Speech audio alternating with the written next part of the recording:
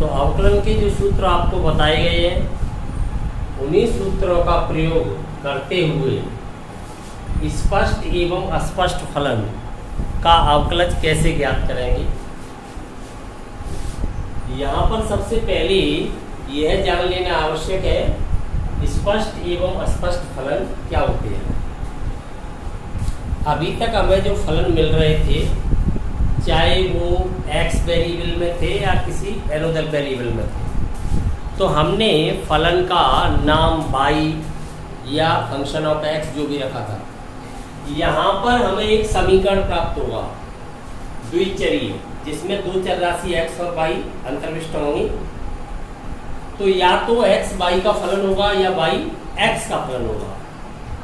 इसके लिए हम समीकरण को हल करेंगे तब y का मान x के पदों में अथवा x का मान y के पदों में ज्ञात करने की कोशिश करेंगे। यदि हम ऐसा कर पाते हैं, y का मान x के पदों में ज्ञात कर लें अथवा x का मान y के पदों में ज्ञात कर लें, तब वह फलन कैसा फलन कहलाएगा? स्पष्ट। या तो y हो जाएगा x का फलन, y का मान x के पदों में आया है, तो यदि x का मान y के पदों में आया है तो x हो जाएगा y का फलन। परंतु यदि ऐसा करना संभव नहीं है अथवा ये प्रक्रिया जटिल है, तब वह कैसा फलन कहलाता है? अस्पष्ट फलन। तो उस स्थिति में उस समीकरण का सीधा अवकलन कर दिया जाता है और सीधा अवकलन करने से dy dx के पद बन जाएंगे। तत्पश्चात dy dx के सभी पदों को बाईं ओर ला करके और समीकरण को dy dx के लिए हल कर लिया जाएगा। इस प्रकार से dy dx ज्ञात हो जाता है। यह विधि स्पष्ट फलनों पर भी लागू हो जाती है। तो ऐसी स्थिति में उदाहरणतः देखिए, जैसे एक फलन लिया हमने y minus sine x equal 0। यहाँ पर हम y की वैल्यू x के पदों में लिख सकते हैं। तो ये कैसा फलन था? स्पष्ट। अब x के सापेक्ष अवकलन करेंगे तो dy dx ज्ञात हो जाएगा। परंतु दूसरी तरफ देखिए, x square plus x y plus y square equal to 0। इस प्रकार से मिला है हमें एक समीकरण। अब हम x की वैल्यू निकालते हैं तो x उधर भी जाएगा, x इन दोनों से कॉमन लेंगे तो यहाँ x बचेगा, x प्लस वाई। तो अकेले y के पदों में नहीं ज्ञात हो रही वैल्यू। अगर हम y की वैल्यू प्राप्त करने की कोशिश करते हैं तो वह भी केवल x के पदों में नहीं आ पा रही है। तो एक ऐसा फलन हो गया है अस्पष्ट। तो क्या करना चाहिए? सीधा अवकलन कर देना चाहिए। तो यहाँ पर हम differentiate with respect to x सीधा अवकलन कर देंगे। सीधा अवकलन योग परिवर्तन नियम का पालन करता है। जहाँ जो नियम आएगा अवकलन का, गुणनफल नियम आएगा, जहाँ पर जो फॉर्मूला बनेगा, जिस प्रकार का फलन है वो लगाते जाएंगे। तो इसका क्या हो जाएगा? 2x x के रेस्पेक्ट में है। यहाँ पर दो फलन गुणा में आ गए हैं तो लेibniz नियम लगेगा। एक स्थिर रखते हुए एक का किया जाएगा, फिर एक को स्थिर रखते हुए एक का किया जाएगा। तो x को स्थिर रखा मैंने तो y का क्या होगा? dy dx प्लस, अब y को स्थिर रखा तो x का क्या हो जाएगा? 1 प्लस, पहले किसका होगा? बीजीय फलन है तो क्या हो जाएगा? 2y x के रेस्पेक्ट में चल रहा है तो क्या होगा? y का dy dx और 0 तो अचर है तो 0 का तो क्या हो जाएगा? 0 ही होगा। अब इसके बाद क्या करना है कि dy dx को सभी को लेफ्ट में रखते हुए और dy dx के लिए समीकरण को सॉल्व करना है। तो dy dx एक तो इस पद में है और एक इस पद में है, दोनों से dy dx कॉमन ले लिया। यहाँ पर क्या बचा? x। यहाँ पर क्या बचता है? प्लस 2y कॉमन में है, dy dx यूकल, बाकी सब उधर भेज देंगे राइट में। तो ये नेगेटिव हो जाएगा, ये भी नेगेटिव हो जाएगा। माइनस को मैंने कॉमन ले लिया तो यहाँ बचता है 2x प्लस y। अब dy dx की वैल्यू फाइंड हो जाएगी तो dy dx equal minus of 2x plus y is divide by x plus 2y। ये dy dx का मान प्राप्त हो। तो इस प्रकार से समीकरण को सीधा अवकलित कर देंगे और तत्पश्चात dy dx के लिए सॉल्व कर लेंगे। यहाँ पर भी ये विधि लगाई जा सकती थी, यहाँ पर भी अब dy dx फाइंड करते हैं तो क्या आएगा cos x। अगर हम सीधा कर देते यहाँ से तब क्या हो जाता dy dx minus sine x का हो जाता cos x और जीरो का तो जीरो ही होगा। तो यहाँ से भी dy dx सीधा फाइंड हो जाता, dy dx इक्वल क्या आ जाता cos x। तो ये एक्सप्लिसिट यानी कि स्पष्ट पर भी लागू हो जाती है। तो ऐसी स्थिति में ये कर देना चाहिए, क्योंकि यहाँ पर हम y का मान सीधा प्राप्त नहीं कर पा रहे हैं। तो हमें सीधा अवकलन करने के बाद dy dx के जितने भी पद बन जाते हैं उनके लिए हमें समीकरण को सॉल्व कर लेना चाहिए। क्लियर? कोई शक? प्रतिलोम त्रिकोणीय फलनों का अवकलन उन्हें सरलतम रूप में व्यक्त करने के पश्चात ही करना चाहिए। यदि आपको इनवर्स ट्रिग्नोमेट्रिक फंक्शन प्राप्त हो रहे हैं तो उन्हें सबसे पहले सिंपलेस्ट फॉर्म में बदल लेना चाहिए, तत्पश्चात उनका अवकलन करना चाहिए। पहला क्वेश्चन है 2x + 3y = sin x। यहाँ हम देख रहे हैं कि ये स्पष्ट फलन है। यहाँ पर हम y का मान x के पदों में लिख सकते हैं। y इक्वल आ जाएगा sin x - 2x / 3। अवकलन कर सकते हैं। यदि हम ऐसा नहीं करते हैं, सीधा अवकलन कर देते हैं, तो स्पष्ट फलनों वाली विधि स्पष्ट पर भी लागू होती है, तब भी कोई फर्क नहीं पड़ने वाला। तो सीधा कर सकते हैं differentiate with respect to x on both sides. यहाँ क्या हो जाएगा 2x का वन x के रेस्पेक्ट में चल रहा है, यहाँ क्या हो जाएगा 3y का x के रेस्पेक्ट में होगा डिवाइड dx, sin x का क्या हुआ cos x। अब डिवाइड dx के लिए इक्वेशन को सॉल्व कर लें तो डिवाइड dx की वैल्यू क्या आएगी cos x - 2 डिवाइड बाई 3। ये डिवाइड dx फाइंड हो गया। नेक्स्ट क्वेश्चन प्ले करें। यहां भी हम x की वैल्यू y के पदों में फाइंड कर सकते हैं और फिर y के रेस्पेक्ट में अवकलन करने से हमें dx dy प्राप्त हो जाएगा और ये भाग की तरह व्यवहार करता है, तो पलट के dy dx ले सकते हैं, परंतु ऐसा करना आवश्यक नहीं है। हम सीधा इक्वेशन में प्ले कर सकते हैं। Differentiate with respect to x। 2 x के रेस्पेक्ट में चल रहा है, 3 डिवाइड dx sin y का क्या होगा, पहले यहाँ पर अवकलन फलन का होगा कि चर का होगा, किसका होगा अवकलन? अवकलन किसका किया जाएगा? फलन कौन है? साइन। तो साइन का क्या होता है? कॉस। क्यों करना पड़ रहा है इसका कॉस? क्योंकि इसमें चर है अंतर्विष्ट। अगर यहाँ पर अचर होता तो सीधा जीरो हो जाता। अवकलन करने का मूल कारण कौन है? अवकलन क्यों करना पड़ता है? चर राशि के अंतर्विष्ट होने के कारण। यदि वहां पर कोई चर राशि अंतर्विष्ट नहीं हो रही है तो फलन चाहे किसी भी प्रकार का हो सीधा क्या हो जाता है? जीरो। लेकिन यहाँ पर एक वेरिएबल है तो साइन का क्या हो गया? कॉस, और वही वेरिएबल रहेगा। अब यहाँ देखिए x के रेस्पेक्ट में चल रहा है अवकलन और यहाँ कौन है? x नहीं है, तो अवकलन करना पड़ेगा। यदि यहाँ x ही होगा तो नहीं करना पड़ेगा, बंद हो जाता। तो क्या आएगा? dy dx। आप इक्वेशन सॉल्व करना है तो इक्वेशन सॉल्व करने के लिए डिवाइड dx के सभी पदों को कहां पर लेंगे? लेफ्ट पे, बाकी सब राइट पे। तो डिवाइड dx कॉमन ले लिया तो यहाँ पर क्या बचेगा बता सकते हो? डिवाइड dx को कॉमन ले लोगे तो यहाँ बचेगा cos y और ये माइनस का हो जाएगा 3 और कॉमन में कौन है? डिवाइड dx इक्वल क्या रह गया? 2 implies divide dx equal 2 upon cos y minus 3। ये डिवाइड dx की वैल्यू फाइंड हो। समझ में आ गया? -2 आता इसलिए सीधा उधर ही डिवाइड dx ले लिया। क्लियर? हाँ, differentiate with respect to x। ये क्या है? कांस्टेंट b क्या है यहाँ पर कांस्टेंट, तो ये कांस्टेंट है, x का क्या हो गया 1 प्लस b कांस्टेंट है 2 आगे आ जाएगा तो क्या हो जाएगा 2b बाई, लेकिन y का भी होगा dy dx, cos y का क्या होगा माइनस साइन, y का क्या हो जाएगा dy dx। अब dy dx के लिए इक्वेशन सॉल्व करेंगे तो dy dx कॉमन ले लेंगे, यहाँ पर कौन बचेगा 2b बाई, ये इधर आएगा तो प्लस का sine y dy dx, equal क्या बचा माइनस ए,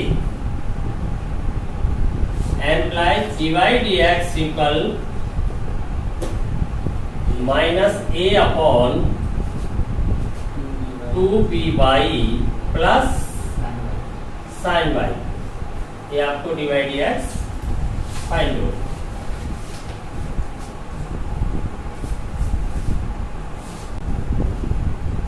x y plus y square equal 10x plus y, सीधा अवकलन करने पर differentiate with respect to x, first second से होगा यहाँ पर x स्थिर रखा, y का क्या हो गया dy dx प्लस y को स्थिर रखेंगे तो x का क्या है 1 plus 2y dy dx, 10x का क्या होता है sec स्क्वायर x, y का dy dx, dy dx के लिए इक्वेशन को सॉल्व करेंगे तो dy dx कॉमन ले लिए, यह क्या बचेगा x प्लस 2y, इसे इधर लाएंगे तो माइनस 1 और dy dx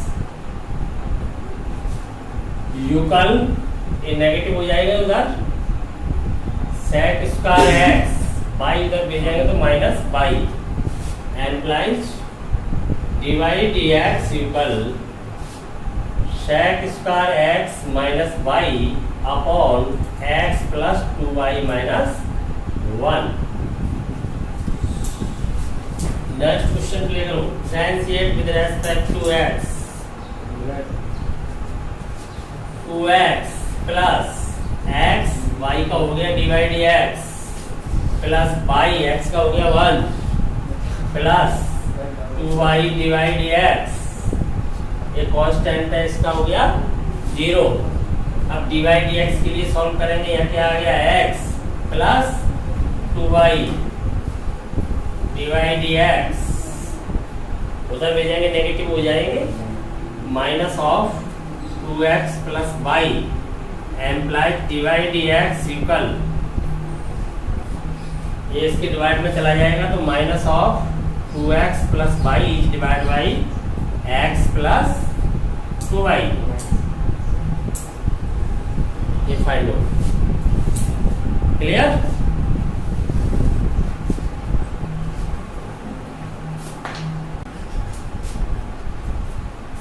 differentiate with respect to x, x cube का क्या हो जाएगा 3x square plus first second से होगा ये, तो इसका क्या हो जाएगा 2x y constant plus x square को स्थिर रखते हुए y का हो जाएगा dy dx प्लस ऐसे ही होगा लेबनीज नियम से, x का क्या हो गया 1 y स्क्वायर प्लस x को कांस्टेंट रखेंगे तो इसका क्या हो जाएगा 2y, y का क्या हो जाएगा dy dx plus y cube का करेंगे तो 3y स्क्वायर और y का होगा dy dx इक्वल 0।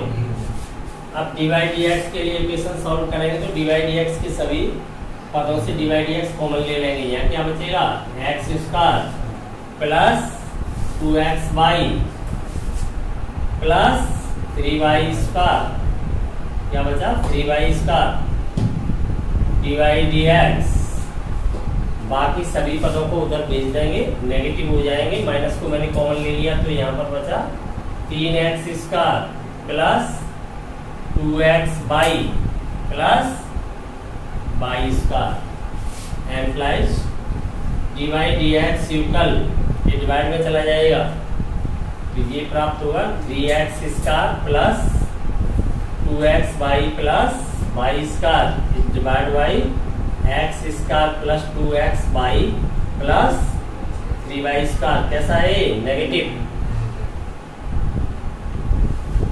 समझ में आ गया, कोई परेशानी तो नहीं है। एक बार फिर देखें, यहाँ पर ये अलग अलग पदों में अवकलन होता हुआ चला गया। x के रेस्पेक्ट में अवकलन हो रहा है तो इसका 3x स्क्वायर हो गया।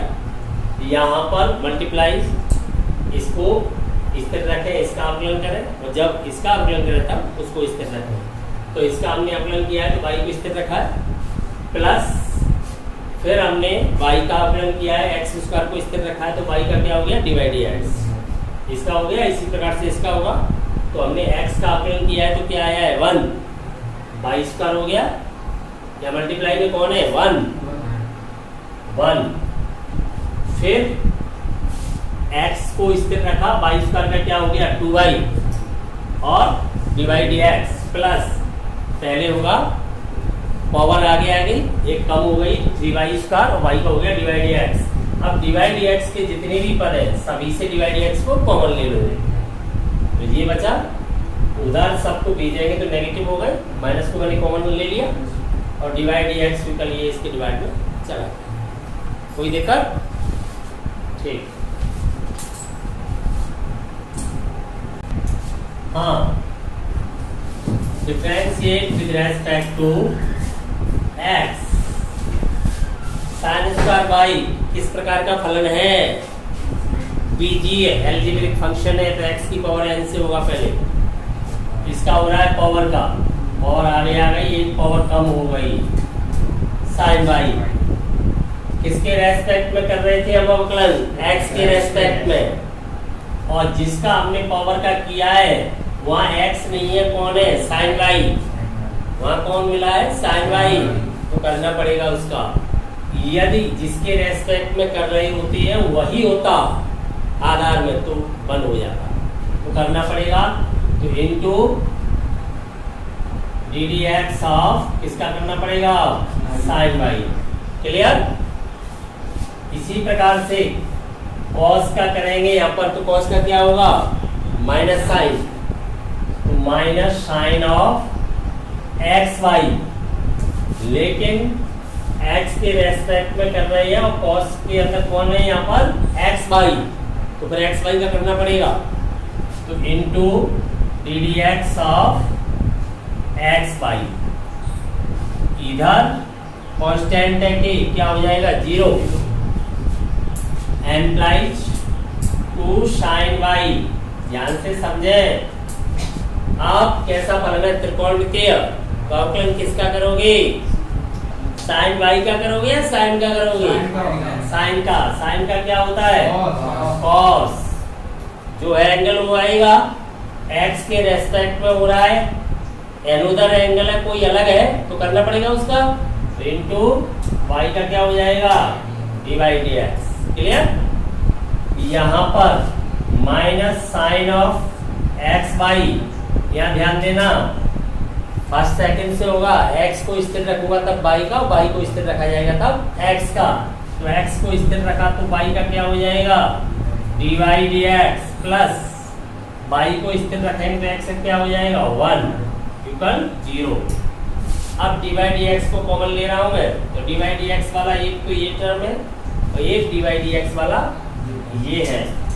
साइन 2 थीटा की वैल्यू होती है 2 साइन थीटा कॉस थीटा, जानते हो फॉर्मूला, तो 2 साइन थीटा कॉस थीटा का फॉर्मूला बन गया तो क्या हो गया साइन 2 थीटा, तो ये क्या हो जाएगा साइन 2 बाई फॉर्मूला है, और डिवाइड एक्स मैंने कॉमन ले लिया है, तो डिवाइड एक्स इसके मल्टीप्लाई में और आएगा, तो एक्स मल्टीप्लाई कर रहा है साइन एक्स वाई से, तो एक्स को कहाँ लिखना चाहिए इधर, तो माइनस का क्या बचेगा x sine of x y, ये एक्स वाई एंगल है, ये एक्स मल्टीप्लाई में है और कॉमन में है d y d x equal, देखिए डिवाइड डी एक्स, बिना डिवाइड डी एक्स का यही पद बचेगा, तो बाई मल्टीप्लाई करेगा इसमें, उधर ले जाएंगे तो किसका हो जाएगा ये प्लस का, उधर बचेगा by into sine of x y, ये मल्टीप्लाई करके उधर चला गया। अब डिवाइड एक्स यूकल ये डिवाइड में चला जाएगा by sine of x y upon sine 2y minus x sine of x y, ये डिवाइड एक्स आपको प्राप्त होता है। कोई शक? समझ में आ गया सबकी में? ठीक है। Question number 8, sine square x plus cos square y equal 1, differentiate with respect to x. कैसा फलन है? बीजीय। तो क्या होना चाहिए इसका? 2 साइन एक्स, इसके रेस्पेक्ट में कर रहे हो एक्स की में, और आपने फॉर्मूला लगाया है एक्स की पावर n का, लेकिन एक्स के स्थान पर कौन है? वहां पर एक्स के स्थान पर कौन है? फॉर्मूला लगाया है ये वाला, एक्स की पावर n का अवकलज n एक्स की पावर n माइनस 1, ये फॉर्मूला लगाया। तो x के स्थान पर कौन है? साइन x, तो नजरिया बदलिए, तो 2x, लेकिन जब तक x नहीं है तो उसका अवकलन करना पड़ेगा। तो into D d x of किसका आएगा? साइन x का, प्लस आगे बढ़िए, कैसा फलन है? बीजीय। तो फिर यही फॉर्मूला लगेगा, 2 cos वाई, किसके सापेक्ष कर रहे हो? x के, और x के स्थान पर किसी अन्य को देखा है तो उस अन्य का करना अनिवार्य है। अगर x के स्थान पर आपने x को ही देखा है तो नहीं करना पड़ेगा। तो into D d x of, अब किसका हो जाएगा? cos वाई का। क्लियर? और कांस्टेंट कोई भी हो क्या हो जाता है? अवकलज 0। आगे चले, किसका करना है अब? साइन x का नहीं करना, साइन का। फलन पे जाइए, साइन का कर रहे हो तो 2 साइन, और साइन का क्या हो जाता है? cos, उसके साथ कौन है? x। डिफरेंशिएट किसके रेस्पेक्ट में हो रहा है? x के में, हो गया। आगे चलिए, ये लिखा हुआ है आपका 2 cos वाई, किसका अवकलन किया जा रहा है? cos का, cos वाई का नहीं, cos का। cos का क्या होता है? माइनस साइन, उसके साथ कौन है?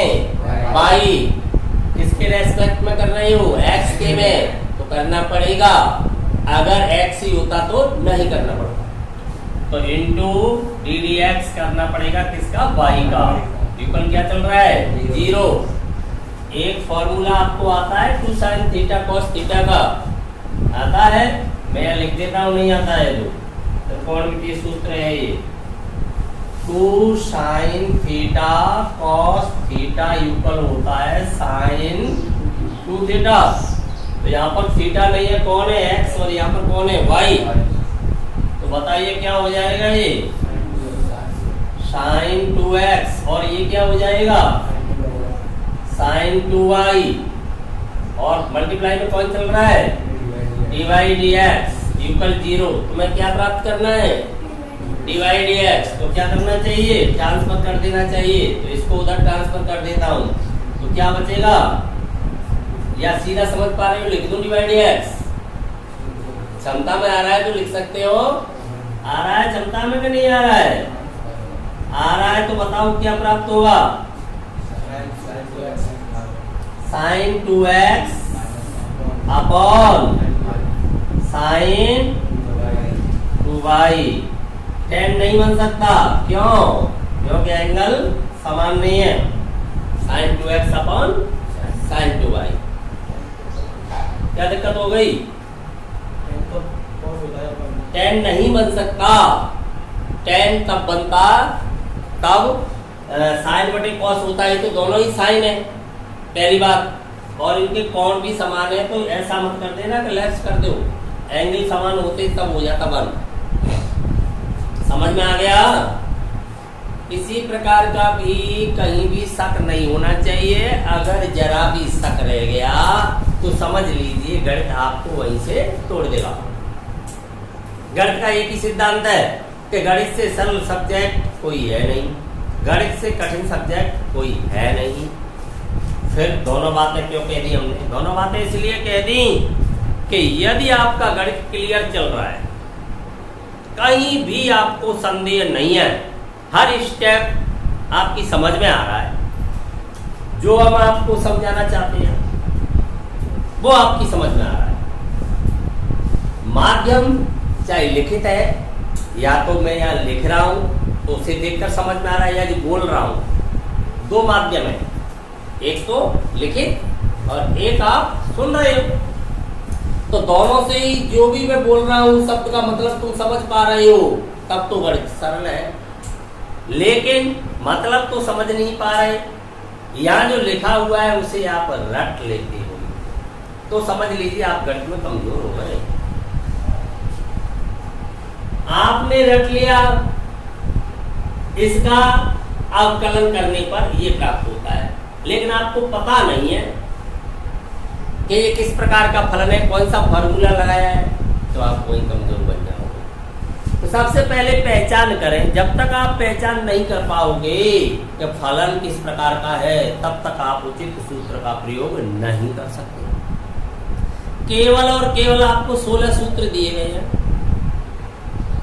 और 16 सूत्रों से पूरा आकलन तुम्हें करना है।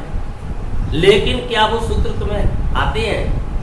आ जाएंगे, रट लोगे, रटने में माहिर हो, लेकिन रट के करोगे क्या जब उन्हें प्रयोग करना नहीं आएगा? तो ठीक उसी प्रकार से जिस प्रकार से आपके पास हथियार तो आ जाएंगे लेकिन चलाना नहीं आता तो किस काम के? तो ऐसे ही सूत्र तो आ जाएंगे रटने से, लेकिन प्रयोग नहीं कर पाओगे। तो पहचान करनी पड़ेगी किस प्रकार का फलन है, उसी प्रकार का सूत्र लगेगा। तो पहचान कैसे करी हमने? ये घात में लिखा हुआ है तो इसके आधार में जाके हमने देखा चर राशि समाविष्ट है, चाहे वो किसी के भी साथ हो। चर राशि ही मूल कारण है अवकलन करने का। अगर चर राशि वहां पर अंतर्विष्ट नहीं है तो अवकलन करने की आवश्यकता ही नहीं है। किसी भी प्रकार का अचर फलन होता है तो उसका हमेशा 0 हो जाता है। लेकिन यहाँ चर राशि कहाँ समाविष्ट है? आधार में। तो घात में क्या है? अचर। तो ये किसका रूप बताया तुम्हें? बीजीय का। और बीजीय के लिए कौन सा फॉर्मूला लगता है? ये। तो घात आगे आती है, एक कम हो जाती है, लेकिन वह x नहीं है जिसके रेस्पेक्ट में अवकलन किया जा रहा है। जब तक वही राशि वहां पर नहीं है तो समझ लीजिए उसका भी करना पड़ेगा। यही आपका श्रृंखला नियम था, यही चेन रूल था।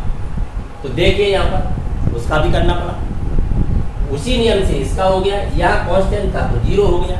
फिर आगे बढ़े फलन की पहचान कर ली। कैसा है? त्रिकोणमितीय। त्रिकोणमितीय में 6 होती है, कौन सा वाला है? साइन। तो अवकलन किसका हो रहा है? साइन का हो रहा है। साइन का क्या होता है? कॉस। उसके साथ कौन है? एक्स। या कर किसके सापेक्ष रहे हैं? एक्स के ही। तो क्या हो? एक हो गया, तो अवकलन पूरा हो गया। ये कॉस का माइनस हो गया, लेकिन यहाँ पर एक्स के रेस्पेक्ट में हो रहा है, यहाँ पर कौन है? बाई। तो करना पड़ेगा, क्योंकि लेibniz ने कहा था ये भाग की तरह व्यवहार करता है। तो dx क्या हो जाता है? 1। तो ये 1 नहीं होगा, dy/dx रहेगा। यही हम प्राप्त करना चाहते हैं। तो ये आपको पता है, sin 2θ हो गया। ये dy/dx के लिए इक्वेशन को सॉल्व कर लेगा। कोई शक? ठीक।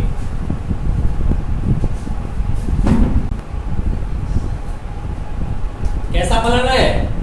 प्रतिलोम त्रिकोणमितीय। आपको बताया गया था कि जब भी प्रतिलोम त्रिकोणमितीय फलन हो तो उसका अवकलन करने से पहले उसे सिंपलेस्ट फॉर्म में चेंज कर लेना चाहिए, अर्थात उसे सरलतम रूप में बदल लेना चाहिए। तो देखिए ये अपने सरलतम रूप में नहीं है तो इसे सरलतम रूप में बदलेंगे।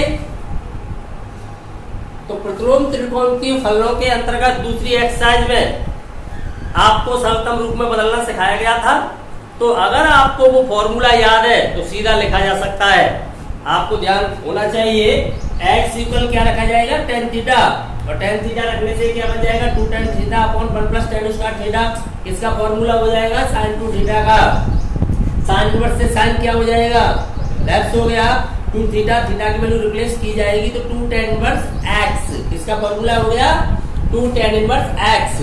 हमें सीधा ही याद है तो सीधा रखा जा सकता है, क्योंकि यहाँ अंतर भाग में है, हम केवल उसका यूज कर रहे हैं।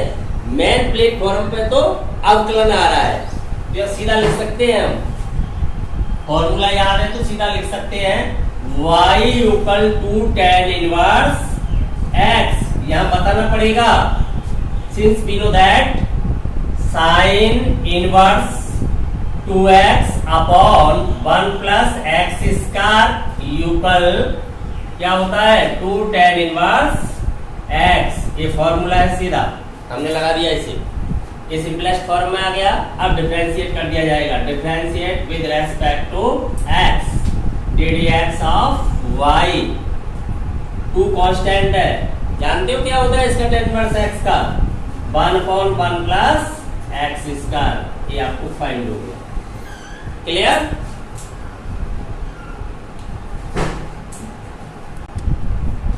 हाँ, प्रतिलोम त्रिकोणीय फलन है, इसका सरलतम रूप क्या होता है y इक्वल क्या होता है 3 tan इनवर्स x। अब डिफरेंशिएट कर दीजिए, फॉर्मूला है सीधा। अगर तुम्हें सीधा फॉर्मूला याद नहीं है तब x इक्वल tan थीटा रखेंगे और फिर इसको प्राप्त करेंगे, तो यहाँ ये आवश्यक नहीं है। अगर आपको फॉर्मूला सीधा याद है तो सीधा वैल्यू लगा सकते हो आप। Differentiate with respect to x ddx of y क्या हो जाएगा 3 कांस्टेंट है और इसका होता है 1 अपॉन 1 प्लस x स्क्वायर। ये प्राप्त हो। अगला क्वेश्चन प्ले कर दो। यहाँ ध्यान दीजिए, ये सीधा कोई फॉर्मूला नहीं बन रहा है, तो फिर यहाँ पर हमें सेक क्या चाहिए, सेक चाहिए, सेक इनवर्स के लिए सेक चाहिए। तो यहाँ क्या प्रतिस्थापन देना पड़ेगा जो फॉर्मूला बना सके। तो कौन बना सकता है cos 2 cos स्क्वायर माइनस 1 क्या बन जाएगा cos 2 थीटा और 1 अपॉन cos क्या हो जाएगा sec 2 थीटा। तो यहाँ पर प्रतिस्थापन दीजिए x इक्वल cos थीटा, तब y इक्वल हो जाएगा sec inverse 1 upon 2 cos square theta minus 1 equal sec inverse 2 cos square minus 1। किसका फॉर्मूला हो गया cos 2 थीटा, और 1 अपॉन cos को क्या कहते हैं sec 2 थीटा, और sec इनवर्स sec क्या बचा y इक्वल 2 थीटा, और थीटा की वैल्यू रिप्लेस कर दो।